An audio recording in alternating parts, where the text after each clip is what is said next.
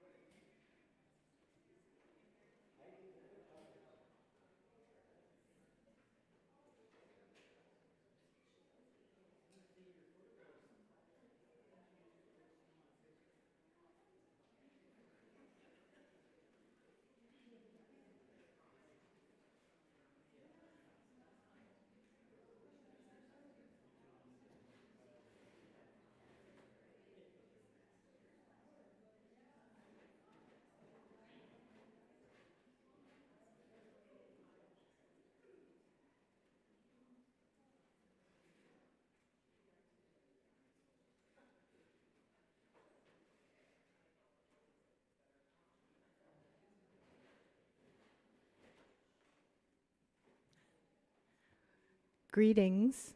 Can everyone hear me? Yeah. Welcome to our worship with First Unitarian.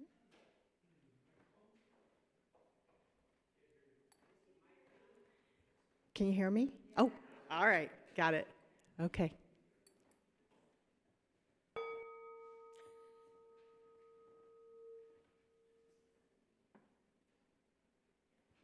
We are now in sacred space.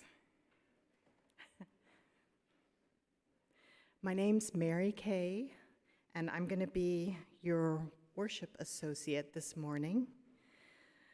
So whether you're attending online or in person, I'm glad you have chosen to join us for worship today. And I just want to make a little note right up front that we're just doing this old school today because our AV person is not here. So we're not having slides, just going to be myself and Kyle Knapp, our fabulous guest speaker, troubadour, who comes here maybe hopefully every Labor Day as a tradition. It's his day off from Urban Abbey, so he graces us with his presence and his music. So I want to offer up a special welcome also to visitors. And this congregation is a community of all ages and abilities. It's a community with a rainbow of gender and sexual identities, and a community of diverse backgrounds and classes, and we draw from many sources of inspiration from the world's great religions, and we share common liberal religious values. That's the one thing that holds us together. Whoever you may be, we welcome you to bring your whole self into this community. If you're joining us online, we encourage you to share your comments and your joys and concerns that will be lifted up in worship today, and also to say hello to other attendees on the YouTube stream. And also, you're welcome to share anything that connected with you about the service today. And for those here in person, you're invited to go down to the common room after the service is over for coffee and fellowship.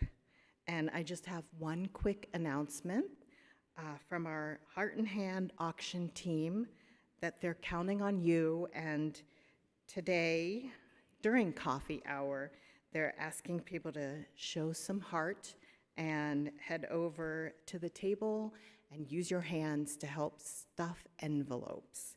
We got a big mailing going out, and they're business request letters that go out every year in anticipation of our auction to enrich the auction pool of items that are available. And with your help, we can make a big task a manageable one this morning. So just stop by the table with the envelopes after service, and no experience is required. Many hands make light work.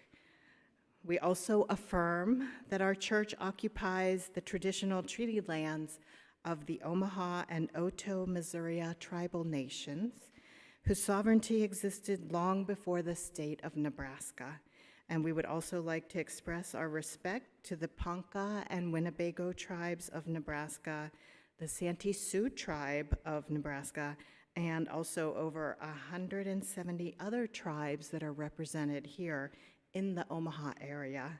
At First Unitarian Church of Omaha, we invite everyone to join us to go beyond acknowledgments and educate ourselves, and also support causes, charities, and rights of the indigenous peoples in the area. And now we have our prelude with Judy and Kyle, Homeward Bound.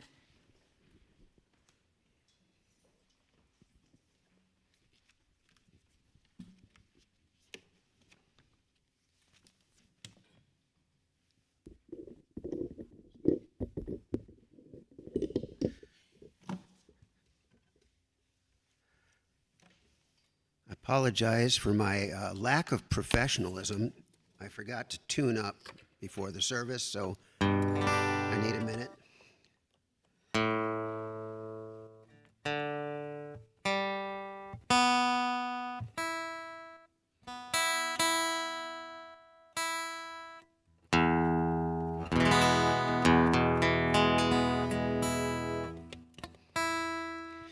All right, I guess that'll have to do. Close enough for rock and roll.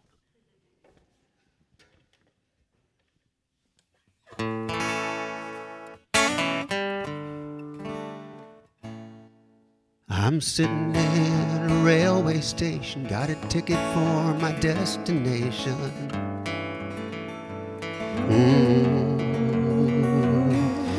On a tour of one-night stands, my suitcase and guitar in hand, and every stop is neatly planned for a poet and a one-man band.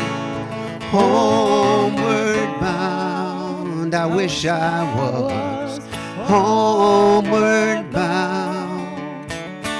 Home, where my thoughts escaping, home, where my music's playing, home, where my love lies waiting silently for me. Every day's an endless stream of cigarettes and magazines. And each town looks the same to me, the movies and the factories. And every stranger's face I see reminds me that I long to be homeward bound. I wish I was homeward bound. Home, where my thoughts escaping, home, where my music's playing, home, where my love lies waiting silently for me. Tonight I'll sing my songs again, play the game and pretend.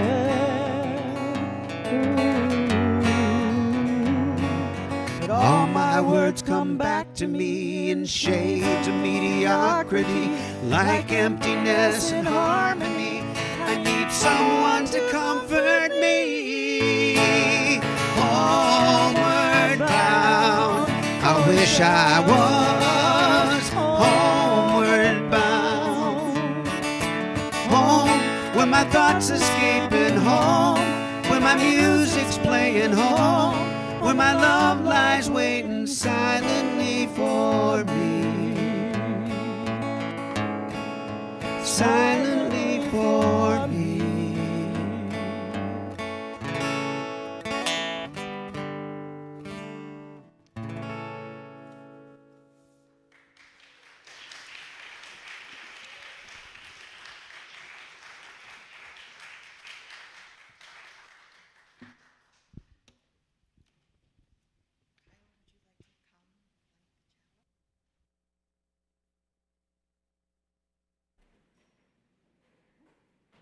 So Kyle's going to light our chalice, and that's the symbol of our faith. And as the chalice is lit, I invite you all to join in the chalice lighting words on your order of service, and they're also in the front of the hymnal. Spark of the Spirit, cupped in earth's embrace, light of love, alive in all creation, as we kindle this flame, we rekindle our connection to the sacred web of life. Thank you.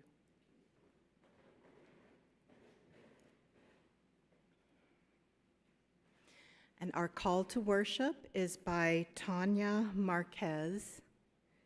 Our lives intersect and intertwine. It is a wonder and mystery that our paths have crossed, that in the immensity of time, in the vastness of space, we coincide here. I am in awe at the ways in which our lives intersect and intertwine, at the beauty we create when together and when we gather.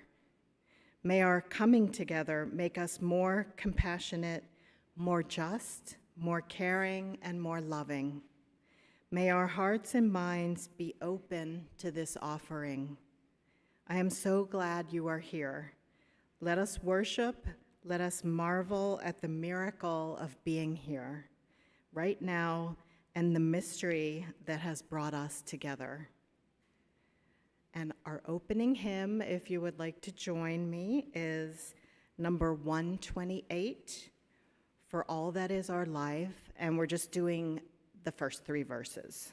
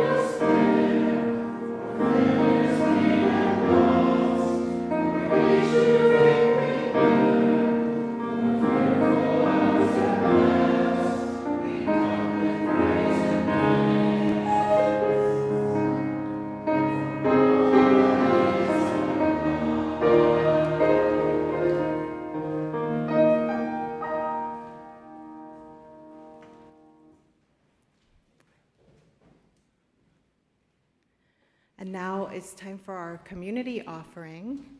Each week, we share our blessings with others through a community offering. Half of the loose currency in the offering plate is donated to a local cause which resonates with UU values. If you're online and prefer to give via your smartphone, you can use the QR code or the link provided. Our Share the Plate recipient for September is Planned Parenthood, the nation's leading provider and advocate of high-quality, affordable sexual and reproductive health care for all people, as well as the nation's largest provider of sex education.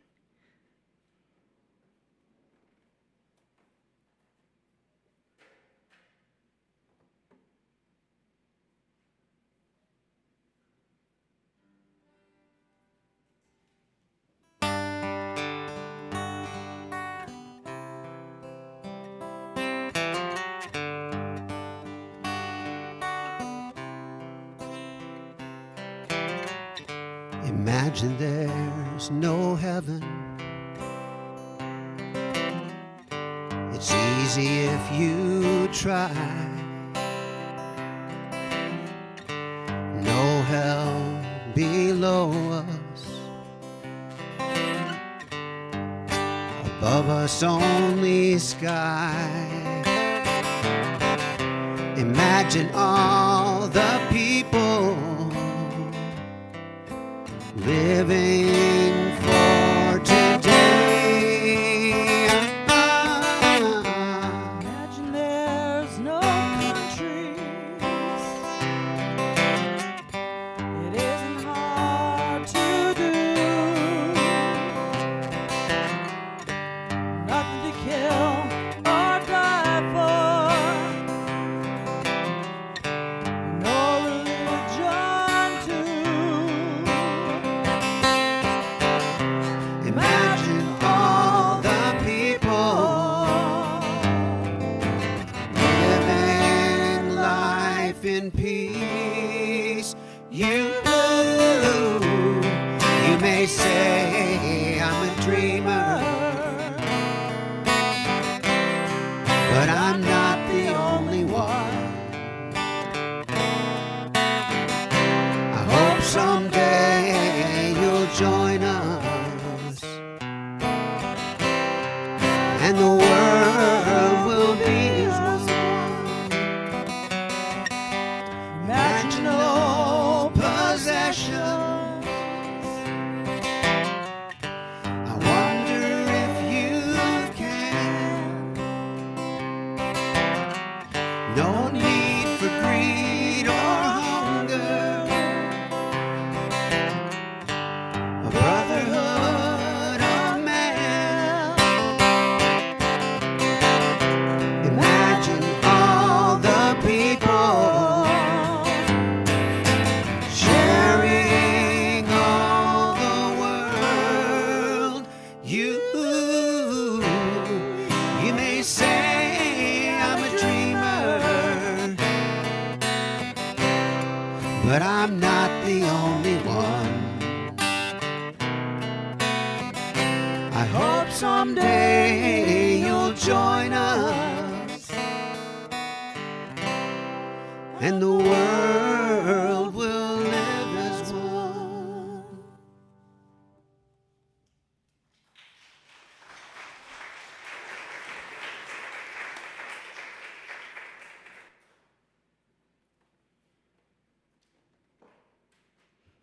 Thank you. That was beautiful, Kyle and Judy. And now is the time in our service for joys and concerns. And I think Colin has one, and I'm not sure if anybody else turned anything in. Nothing got handed to me, and so Colin's just going to do what we've got. We have a joy from Douglas Lee Regier saying, your board had a great experience last Sunday, attending the service of the First Unitarian Church of Lincoln and staying for a sharing of ideas with their board. We will host the Lincoln and 2nd UU of Omaha boards for a similar sharing soon.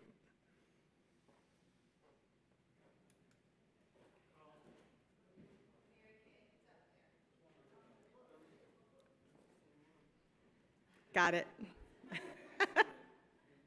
Oh, yeah, it's the same one that Colin just did.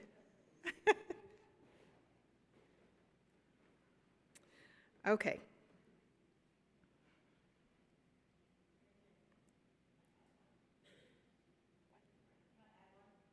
Yeah, Judy's going to add one.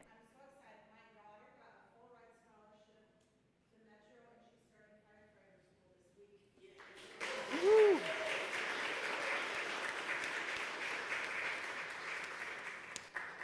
Congratulations. And now I would like you to join me in our centering hymn, which is 123, Spirit of Life.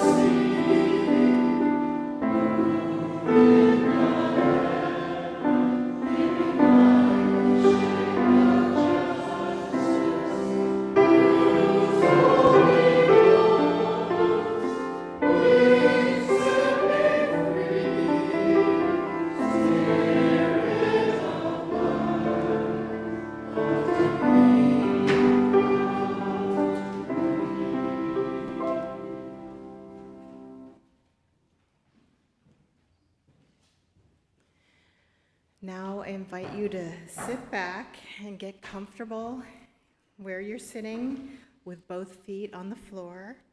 Get rooted to the earth underneath and feel the sacredness of the Spirit of life inside of you and around you. And we'll just take a moment of silence together.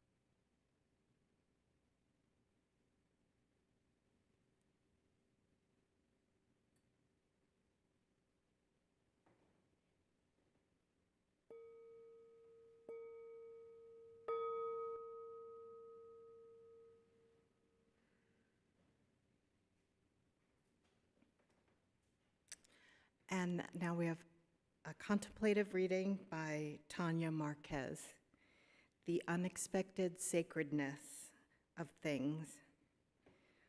For a long time, I have believed that the sacred can be found everywhere. Yet every time I find it unexpectedly, I am filled with awe and surprise. And every time something like this happens, it makes me wonder what sacredness in life I have overlooked, thinking the space was too ordinary, too familiar to be holy. Divine Creator, may our hearts be always open to see the holy everywhere we are, and may we be filled with joy and awe when we find sacredness in unexpected moments and places. And now I would like to welcome Kyle.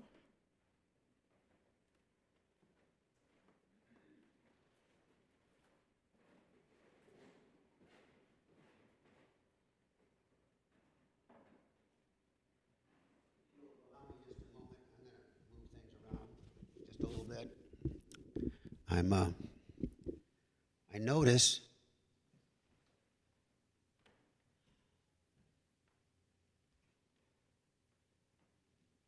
every day when I look in the mirror that I'm turning into my father.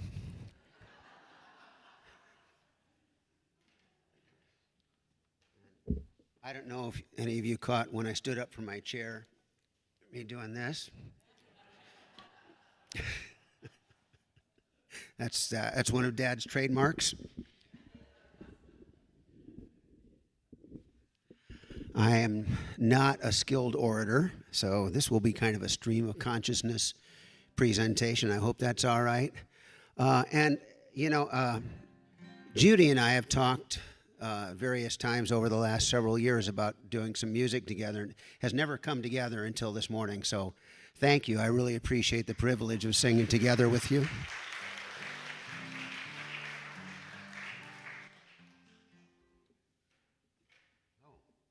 I have my guitar muted. That's why it seems so quiet. That's a little better.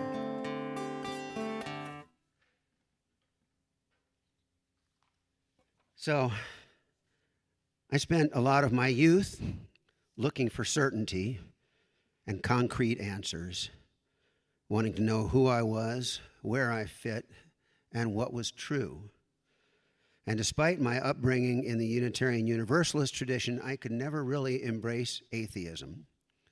Although I respected it, and it made sense to me, I just couldn't shake the nagging sense that there's something more, something bigger, a larger reality beyond what I could see with my eyes.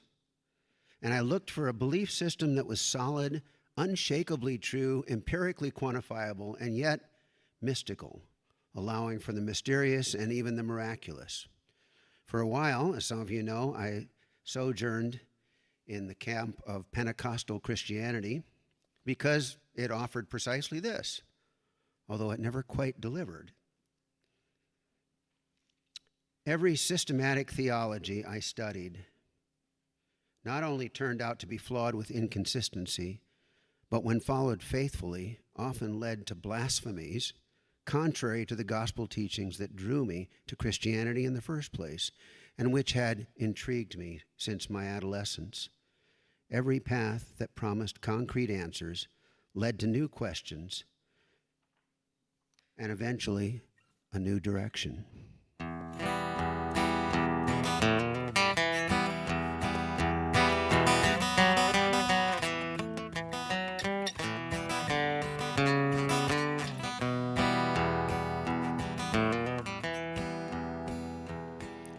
You are gonna change your mind someday, so just let go of all your thoughts on tomorrow.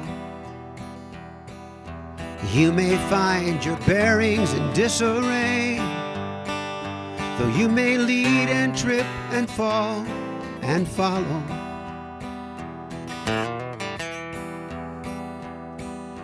All that you thought black will be proved red, full of life and complication and sorrow.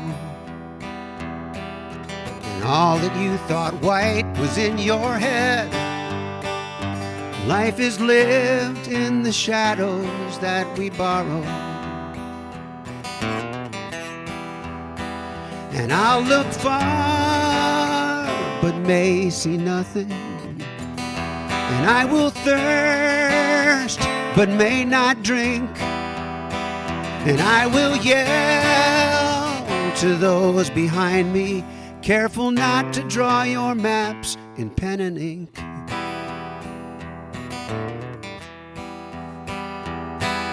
The signal disappears up ahead. Will you ever understand this equation? And the compass in your hand is all but dead. It's time to feel your way around this evasion. Oh, and read those words again. You might see life where you saw death and a way to your salvation. Best to lay down what you thought was certainty. Freedom's found in that calm frustration. And I will strain to find a pattern. Hold my breath though I'm on the brink. And I will yell to those behind me, careful not to draw your maps in pen and ink.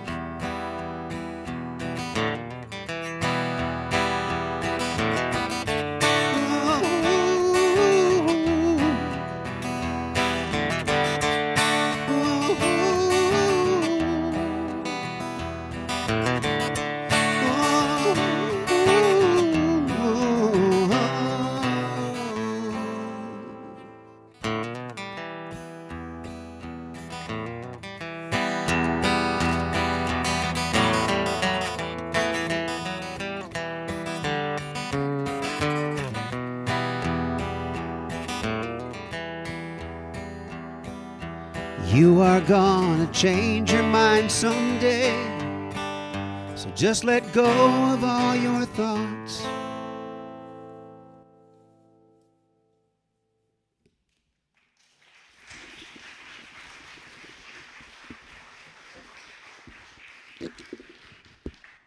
That song was written by Ryan Sharp of a band called the Cobalt Season. And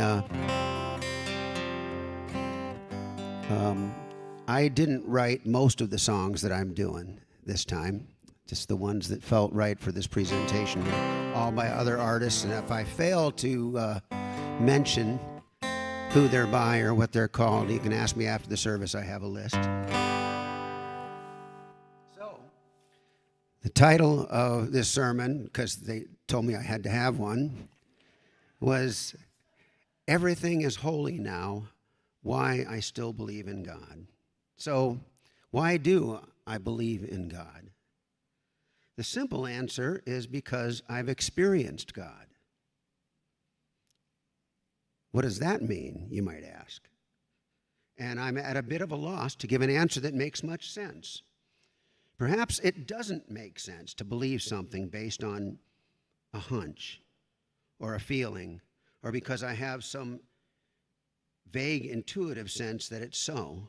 Does my claim that I feel the presence of some unseen being or force actually constitute evidence of that being or force's existence?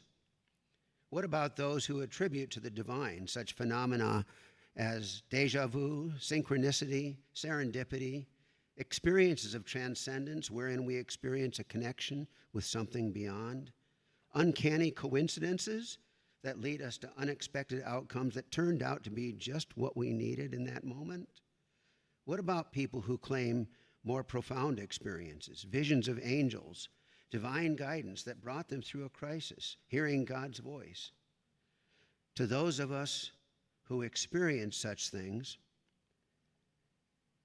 they can feel like interactions with a supernatural, unseen reality. And that may be enough to convince us. But that's not the same thing as proof, at least not to those inclined towards skepticism. I think that, being honest, we have to admit that everything we know or experience about the supernatural is ultimately unprovable, however compelling our observations may be. And I wonder if some of us, like me, are wired to interpret such occurrences as having deep significance, while others shrug them off as simple anomalies. I've had such experiences. One that was particularly profound came to me in the form of a sunset.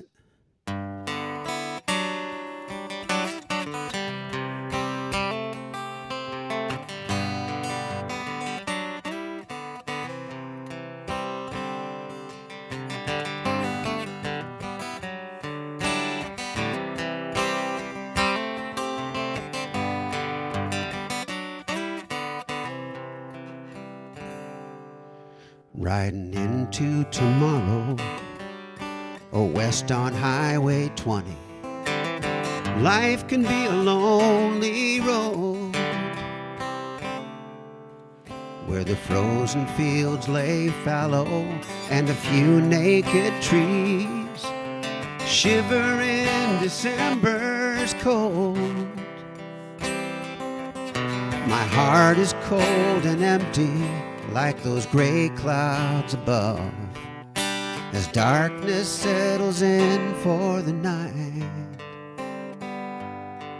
When my eyes are drawn westward where the land meets the sky, and suddenly the clouds begin to ignite.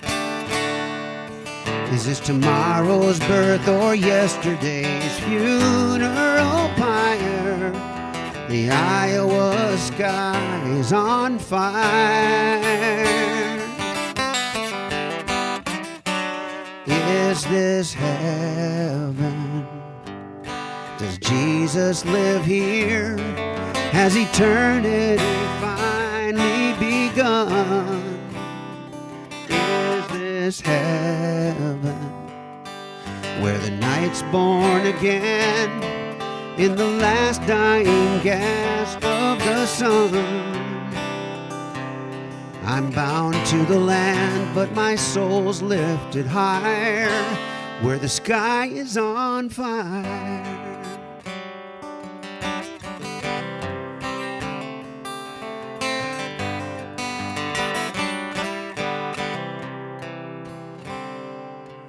Can you live in a day?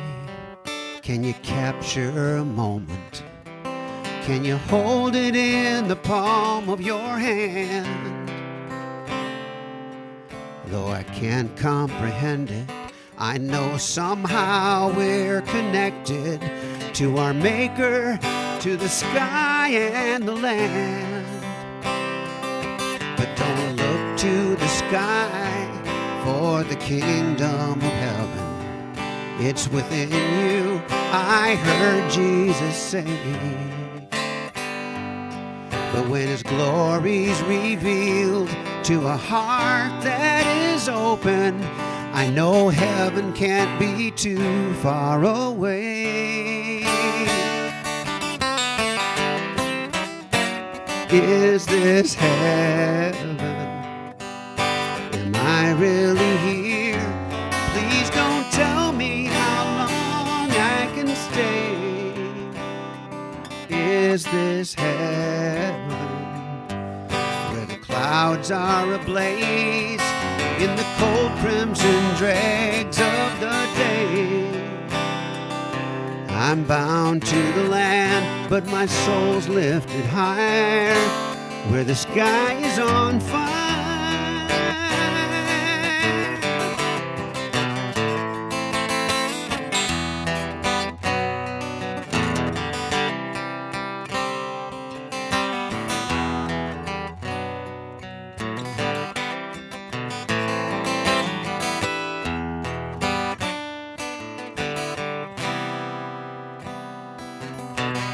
The road is dark now, the vision is past, but a part of it somehow remains.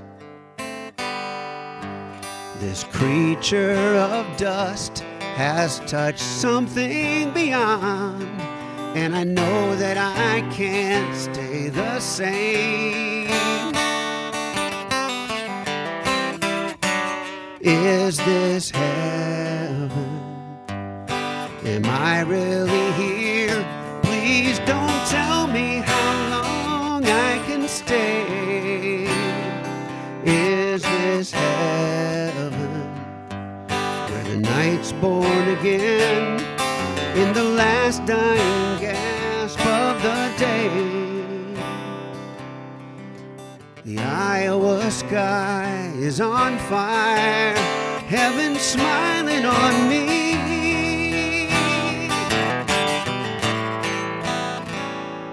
I'm bound to the land, but my soul's lifted higher where the sky is on fire.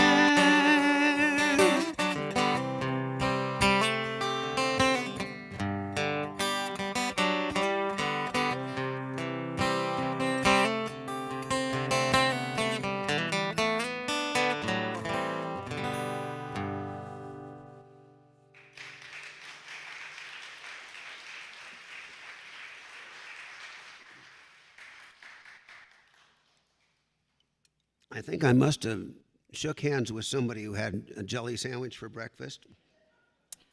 My hands are kind of sticky, so there, that's better.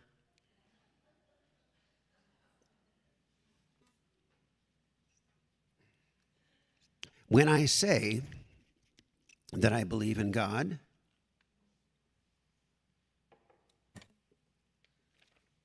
I don't mean to presume that you ought to believe it too. I don't even mean to say exactly that God even exists in the objective sense. This, I have to admit, I'm unsure about. You might think that sounds like kind of an important detail for a theist. But as I ponder this question, I find myself more concerned with what God represents to me than with what physical attributes God may or may not have in terms of what we call reality. I see God as an ideal, an archetype, an expression of the best aspirations of humanity to live into the kind of goodness we are capable of, rather than serving the lesser gods of greed and dominion and self-serving disregard for one another. God is the promise of awakening, of an evolution of consciousness, of the expression of our capacity for love, compassion, empathy. It's no surprise to me that people who seek to expand their consciousness through meditation, hypnosis, biofeedback, mind-altering drugs, or other methods have experiences that they describe as spiritual. Some even claim to have seen God. Such experiences can be quite profound, but are they real? For the record, I'm not recommending the use of mind-altering drugs as a path to spirituality, although I did major in them in college. Don't tell my parents.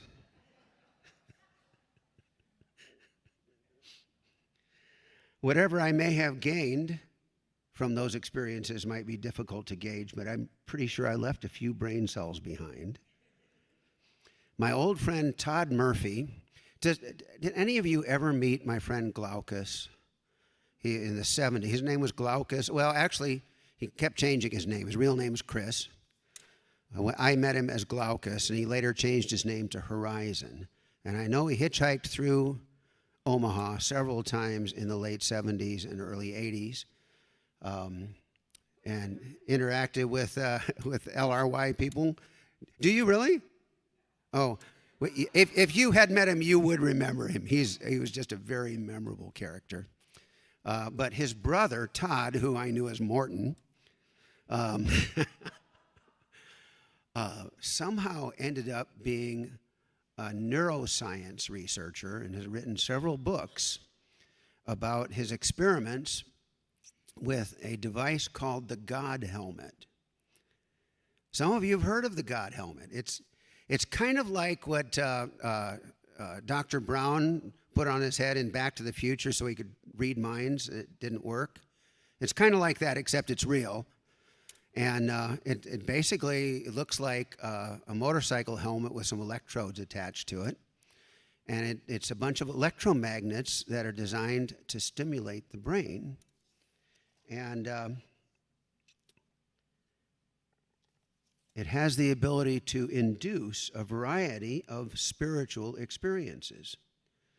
People who try it experience out-of-body phenomena, paranormal phenomena, waking dreams, feeling the presence of non-corporeal beings, and in some cases, literally encountering God. If you want to meet God for yourself, you can buy one of these things online for about $600. Ask me after the service. I'll give you the link. Yeah. This has interesting implications for someone like me who believes he has experienced God.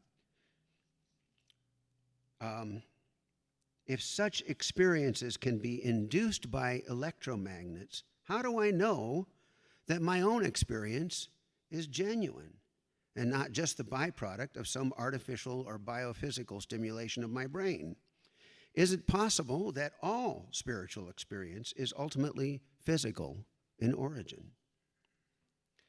Several decades ago, my dad had a profound revelation. He realized that water doesn't freeze at 32 degrees. Water just freezes. How many of you have heard him say that? A few of you, yeah. I won't attempt to explain what he meant by that. I'm still processing it. But that revelation started him on a journey of exploration in which he preached many sermons on and studied the relationship between reality and our perceptions of reality. He ultimately concluded that we don't comprehend the world as it is. We comprehend the world as we perceive it. Our senses filter out what we perceive into manageable portions. Otherwise, we'd be overwhelmed by the sheer volume of information. The result is that we are able to function in this world, but like prisoners in Plato's cave, we have no concept of the world beyond what little that we can perceive. So how do we know if there's any validity to our perceptions? For that matter, how do we know anything at all? When I was in college, I took a course in logic. In one session, the professor began a logical sequence with the assumption that evil exists as the beginning of a logic chain to explore the logical outcomes of this truth. One of my classmates challenged him, asking, "How do we know that evil exists?" The professor spread his hands and said, "Look around," as if it's obvious, implying that the existence of evil is indisputable. His assertion, I don't know for sure what he intended to do, if he really believed what he was saying or if it was to make a point, but his assertion was an assumption.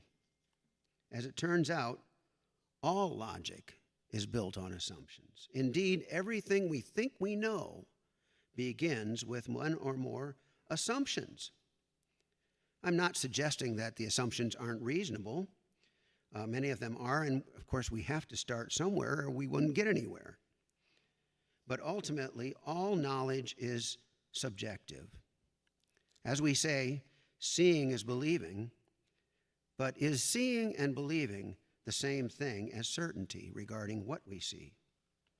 How can we be sure that our eyes are conveying reliable information to our brains? I've had numerous experiences that tell me sometimes that what I see with my eyes is not what really is. We perceive what we call reality through our five senses, but how do we know that any of what our senses tell us is true? I have a memory when I was pretty young, maybe 8 or 9, wondering if someday I might wake up and discover that my entire life has been a part of some alien experiment and that the world as I know it doesn't exist. I'd like to think I dreamed this great sci-fi plot up on my own, but I probably saw something like it on the Twilight Zone or something like that. But nevertheless, I come back to those. Every once in a while, I wonder, anybody see The Matrix?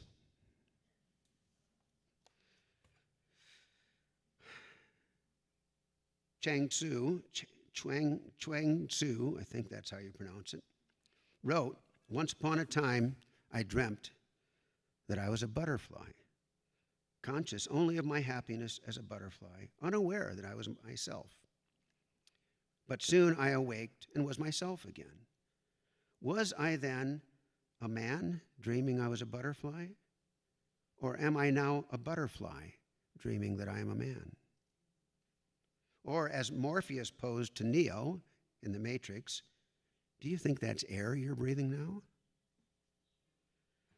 I find such questions intriguing. Not that I dwell on them all that much. After all, we can't know anything beyond what we perceive. I'd like to suggest, however, that Maybe when we perceive something beyond the purview of our measurable five senses, maybe it deserves some acknowledgement in the formation of what we believe about ourselves and our relationship with the universe. Leave it at that, and let the questions just be.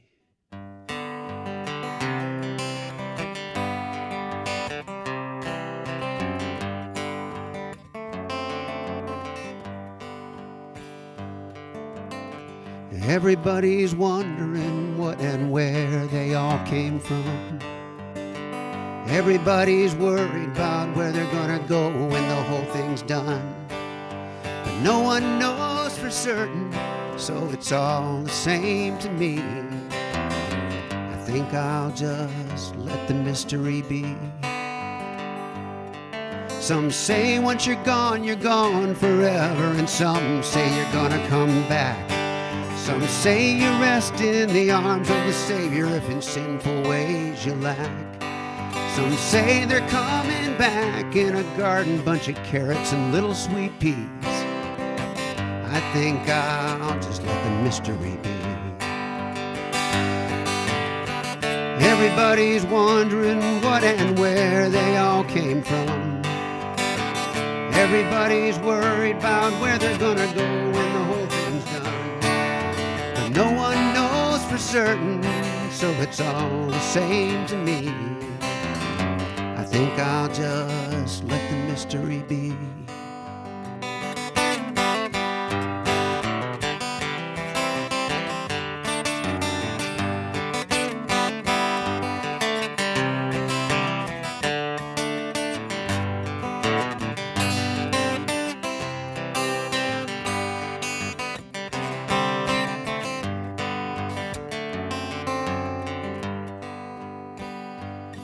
Some say they're going to a place called glory, and I ain't saying it ain't a fact. But I've heard that I'm on the road to purgatory, and I don't like the sound of that. Well, I believe in love, and I live my life accordingly. I choose to let the mystery be. Everybody's wondering what and where they all came from. Everybody's worried about where they're gonna go when the whole thing's done. But no one knows for certain, so it's all the same to me. I guess I'll just let the mystery be. I guess I'll just let the mystery be.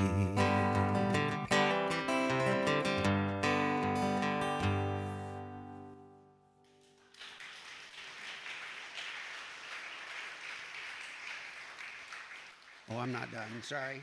I got about another 2 or 3 hours of material here. Oh, so I know. Oh, I thought it's going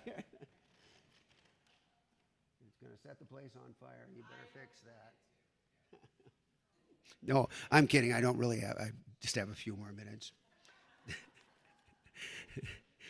To be honest, I don't really know what I believe anymore, and the farther I journey, the larger a space uncertainty occupies in my mind.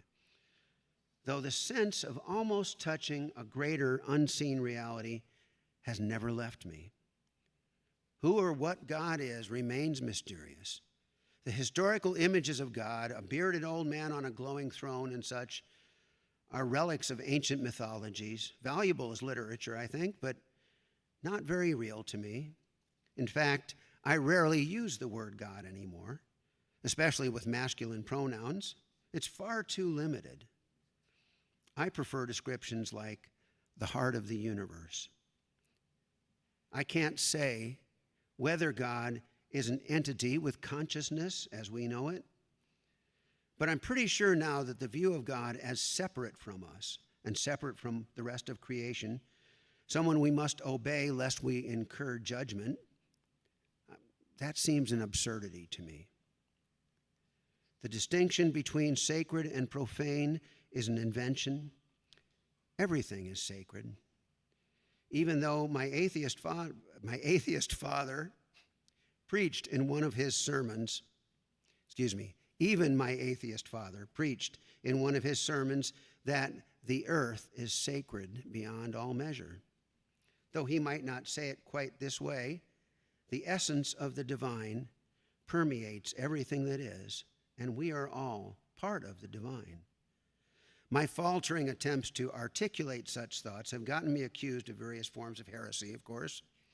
One that I find strangely amusing is occasionally people call me a pantheist. That's not quite accurate, but it's close enough, I guess. What's strange to me is that people who say this think they're insulting me. Bless their hearts.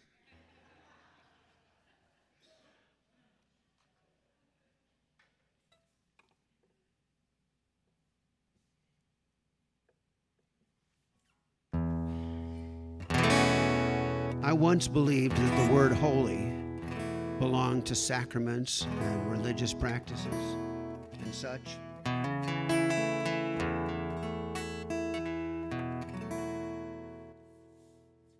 Now, everything is holy.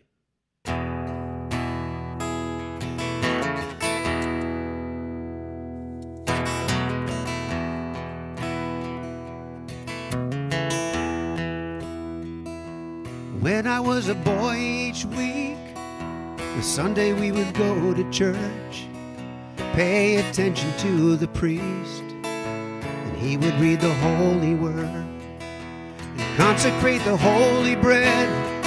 Everyone would kneel and bow. Today the only difference is everything is holy now. Everything is holy now.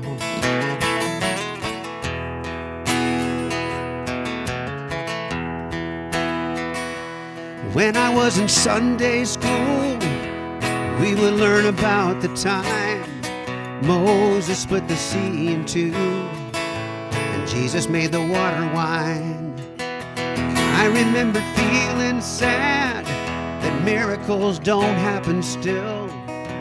Now I can't keep track, 'cause everything's a miracle. Everything's a miracle.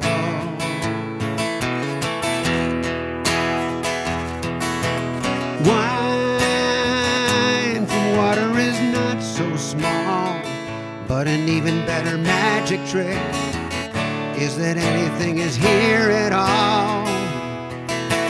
So the challenging thing becomes not to look for miracles, but finding where there isn't one. When holy water was rare at best, it barely wet my fingertips. Now I have to hold my breath like I'm swimming in a sea of it. It used to be a world half there, heaven's second-rate hand-me-down. I walk it with a reverent air, 'cause everything is holy now. Read a questioning child's face and say it's not a testament. That'd be very hard to say. See another new morning come and say it's not a sacrament. I tell you it can't be done. This morning outside I stood and saw a little red-winged bird singing like a burning bush, singing like a scripture verse. Made me want to bow my head. I remember when church let out. My, how things have changed since then. Everything is holy now. It used to be a world half there, heaven's second-rate hand-me-down. Now I walk it with a reverent air. Everything is holy now. Everything is holy now.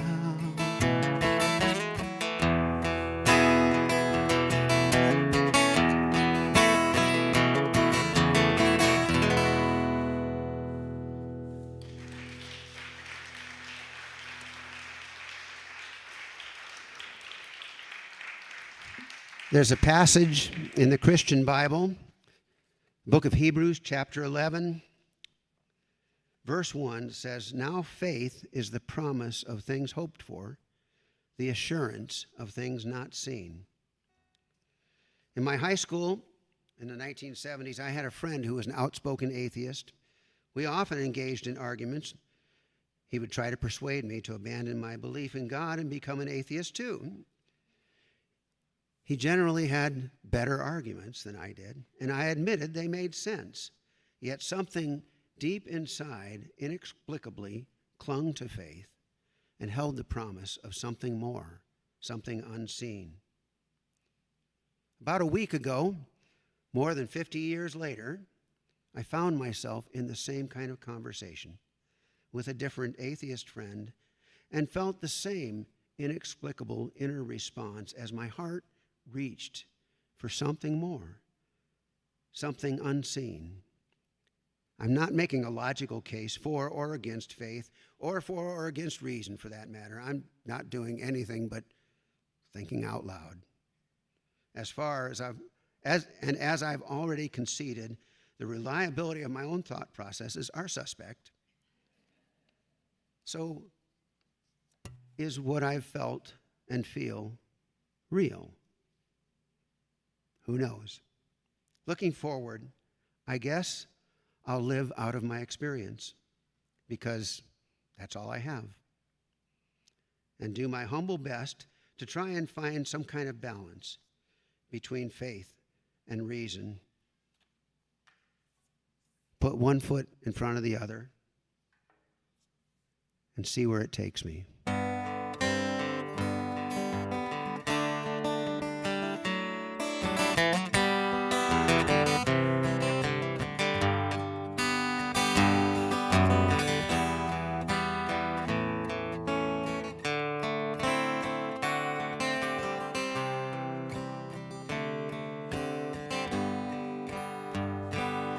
In my early years, I hid my tears and passed my days alone, adrift on an ocean of loneliness. My dreams like nets were thrown to catch the love that I'd heard of in books and films and songs. Now there's a world of illusion and fantasy, in the place where the real world belongs. Still I look for the beauty in song. Fill my head and lead me on. Though my dreams have come up torn and empty, as many times as love has come and gone. To those gentle ones my memory runs, to the laughter we shared at the meals. I filled their kitchens and living rooms with my schemes and my broken dreams. It was never clear how far or near the gates to my citadel lay. They were cutting from stone some dreams of their own, but they listened to mine anyway. I'm not sure what I'm trying to say. It could be I've lost my way, though I keep a watch over the distance. Heaven is no closer than it was yesterday, and the angels are older.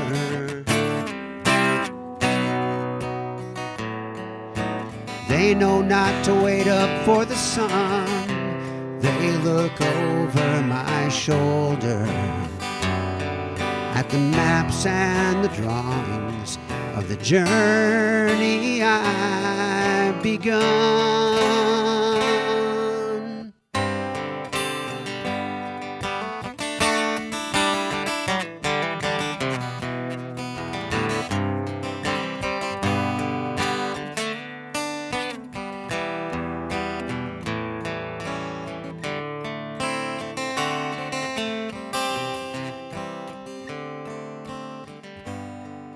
And now the distance leads me farther on,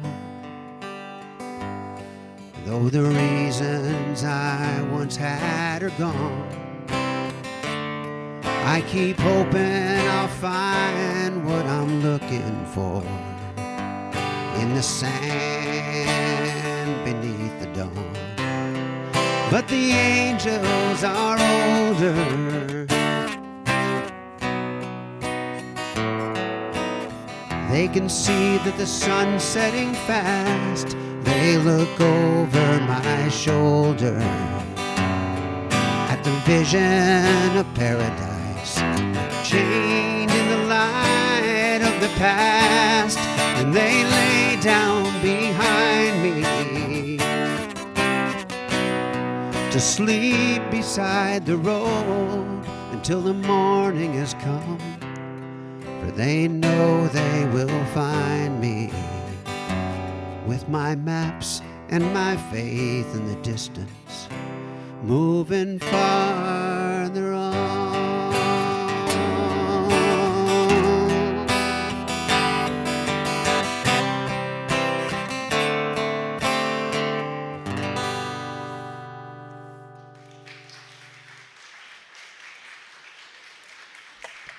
Thank you.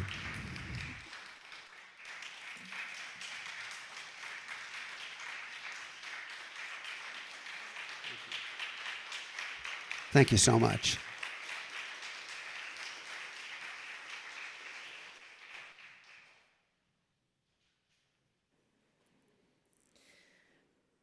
We have a closing hymn. Does anyone feel like singing 2 verses of a closing hymn? 2 verses, the first and the fourth. 354, we laugh, we cry.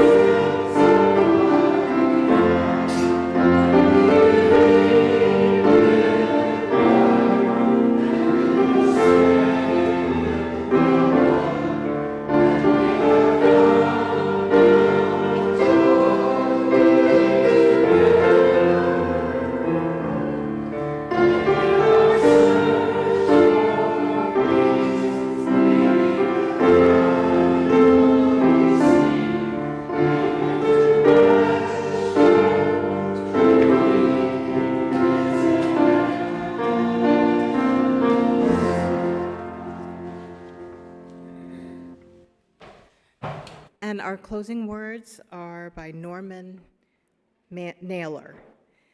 Be a branch of the tree of life. Our eyes and minds turn now towards the ordinary, leaving this space made sacred by our presence. Take with you at least some seed of understanding, hope, and courage, and drop it into the confusion of the world.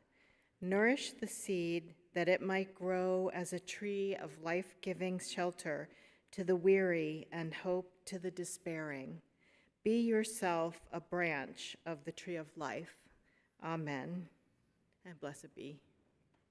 Please sing along the last verse and chorus of Imagine. I'm sure half of you know it, so. Imagine no possessions. I wonder if you can. No need for greed or hunger. A brotherhood of man. Imagine all the people sharing all the world. You may say I'm a dreamer, but I'm not the only one. I hope someday you'll join us and the world